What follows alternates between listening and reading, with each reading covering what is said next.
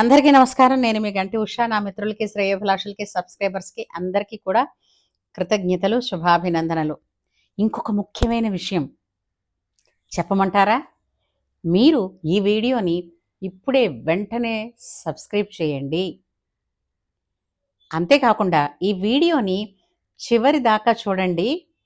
మీ అందరి మనసుల్ని ఉత్సాహపరిచి శభాష్ అనిపించేటటువంటి ఒక అద్భుతం జరగబోతోంది. సరేనా? ఆ! ఇంతకీ ఆగస్టు 22 ఏమిటండి?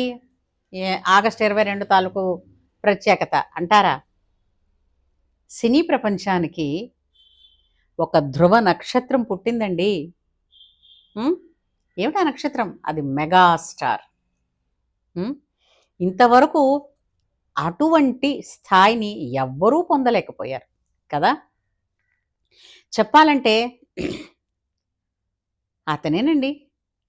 జై చిరంజీవా జగదేక వీరా అసహాయ సూరా అంజని కుమారా జై చిరంజీవా అని ప్రతి ఒక్కళ్ళు ఎవరినైతే తలుస్తారో అది ఆంజనేయుడిని అక్కడ చూపించినప్పటికీ కూడా ప్రత్యక్షంగా మనకి కనిపించేది, మురిపించేది ఈ చిరంజీవి.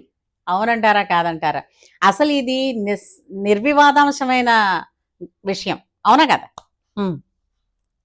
అయితే అతను సాధించిన విజయాలు కావచ్చు, చేసిన సాహసాలు కావచ్చు, పొందిన అవార్డులు, రివార్డులు ఏమైనా కావచ్చు. ప్రతి ఒక్కటి అతనిలో మానవత్వాన్ని మలుచుతూ పెంచుతూ తీసుకెళ్ళాయి తప్ప ఏనాడు కూడా అతనిని అతని స్థానం నుంచి కిందకి కాదు కదా, ఒక ఇంచు కూడా జరపలేకపోయాయి. ఎండమూరి వీరేంద్ర గారు అంటూ ఉంటారు కదా, చిరంజీవి సెల్ఫ్ మేడ్ మ్యాన్ అని. అంటే సినిమా బ్యాక్గ్రౌండ్లో ఎవ్వరూ లేకుండా తనంతట తానుగా ఇండస్ట్రీకి వచ్చి వటుడింతయ్య అన్నట్టుగా ఎదిగినటువంటి మహానుభావుడు. మహానుభావుడని ఎందుకు చెప్పాలి అని అంటే, సాధ్యమైనంత తను ఇతరులకి ఉపకారమే చేశారు. ఇది నిజం, వాస్తవం. అలాంటి మెగాస్టారు అనేకమైనటువంటి ఆణిముత్యాల సినిమాల్లో నటించారు. కొన్ని పాటలు, పల్లవులు ఒక్కసారి మీకోసం, నా కోసం కూడానండోయ్. ఆ పాటల్లో ఇందాకలు అన్నాను కదా, జై చిరంజీవ జగదేక వీర అని. అలాగా అందరికీ ఒక పాట ఏమిటండి, అసలు చిరంజీవి తెర మీద కనపడితే బాబోయ్, చిన్నపిల్లలు మొదలుకొని పెద్దవాళ్ళ వరకు కూడా ఇలా కూర్చుంటారా? అసలు అతని పక్కన ఎంత గొప్ప నటి, ఎంత సౌందర్యవతి డ్యాన్స్ చేస్తున్నా కూడా చూసేది ఆయన్నే. అవునంటారా? కాదంటారా? అయితే ఇప్పుడు నిజంగా పెద్ద స్టార్ అయినటువంటి శ్రీదేవి గారు అతనితో డ్యాన్స్లో ఉన్న యుగళ గీతంలో ఉన్నప్పటికీ కూడా అందరి కళ్ళు ఎక్కువగా చిరంజీవి గారి వైపే చూస్తాయి. ఎందుకు అనంటే శ్రీదేవి గారు ఎంతటి అందమైన మనిషి, ఎంత తేజస్సు ఉట్టిపడే మనిషి, అంతకన్నా ఎక్కువ తేజస్సు వ్యక్తిత్వంతో వెలిగిపోయే మనిషి కదూ. ఎవరైనా సరే రూపాన్ని ఇవ్వగలరండి, తేజస్సు వ్యక్తిత్వం తనకి తానుగా తెచ్చుకోవాలి. తన చర్యల వలన తనకి వస్తాయి. ఇది నిజం. ఏమంటారు? అలాగా ఆయన పాటలంటే చాలా ఇష్టం. చిన్నప్పుడు మా పిల్లలు ఏంటంటే ఆ పాట ఏంటది, జీవితమే ఒక ఆశ సాహసమే పూబాట, అదొక ఆ పాట. అదే జీవితమే ఒక ఆట సాహసమే పూబాట, నాలో ఊపిరి ఉన్నన్నాళ్ళు ఉండవు మీకు కన్నీళ్ళు. ఈ పాట టేప్ ప్లే చేస్తూ ఉంటే పిల్లలు భోజనం చేసేవారండి. తర్వాత ఇంకోటి ఏంటది, ఏంటది, చాలా మంచి స్టేట్ రౌడీలో పాటలు కూడా పాడుతూ ఉండేవారు. అంతకన్నా తర్వాత అందం హిందోళం అధరం తాంబూలం ఆ పాట. తర్వాత చుక్కల పల్లకిలో చూపుల అల్లికలో, రుద్రనేత్రలో పాటలైతే ఇంక మరి చెప్పకండి బాబోయ్! ఖజురాహోలో కసి ప్రేమ అదరహోలే తొలి ప్రేమ. ఎంత బాగుంటుందండి ఆ పాట. అంతేనా? స్టువర్ట్పురం పోలీస్ స్టేషన్ చూడండి. భలేగా ఉందిరా ఇదేమి ముద్దురా పడింది ముద్దరా చెడింది నిద్దరా వయస్సు ఒడ్డు దాటుతుంటే మనస్సు అడ్డు చెప్పదాయే. బాగుంటుంది. అంతేనా? నీతోనే ఢంకా పలాసు. ఎంత బాగుంటుందండి ఆ పాట. తర్వాత కోలమ్మ కోల కళ్ళే కాకెత్తుకెళ్ళ కోరింది ఇచ్చుకోవా. తర్వాత శుభలేఖ రాసుకున్న ఎదలో ఎప్పుడో. అది కూడా ఎంత చక్కటి పాట.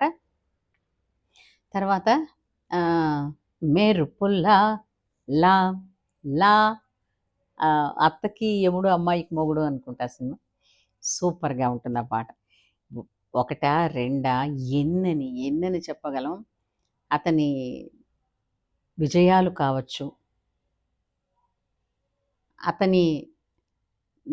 అతను సాధించిన తీరు. అంటే ఒకానొకప్పుడు కొంతమంది డైరెక్టర్స్ ఏంటన్నారు తెలిసిందా? తాయారమ్మ బంగారయ్యలో ఆయన విలన్గా, ఇది కథ కాదు అందులో కూడా ఆయన విలన్గానే. అలాగే సినిమా చివరి వరకు ఐ లవ్ యూ అనే సినిమాలో కూడా అతను విలన్గానే కనిపించారు. అంటే విలనిజంకి హీరోయిజాన్ని ఆపాదించినటువంటి ఘనత నీకే దక్కిందయ్యా అని చెప్పి కూడా చెప్పిన సందర్భాలు ఉన్నాయి. ఐ లవ్ యూ సినిమాలో ఒక పాట చాలా హిట్ అండి, జానకి గారు పాడారు. అది ఒక మాట ఉంది కలవరమురేపి మనసులో దాగను అంటోంది ఐ లవ్ యూ పొంగి వయసిది పోతే మరి మరి రాదురా. ఎంత చక్కటి పాట.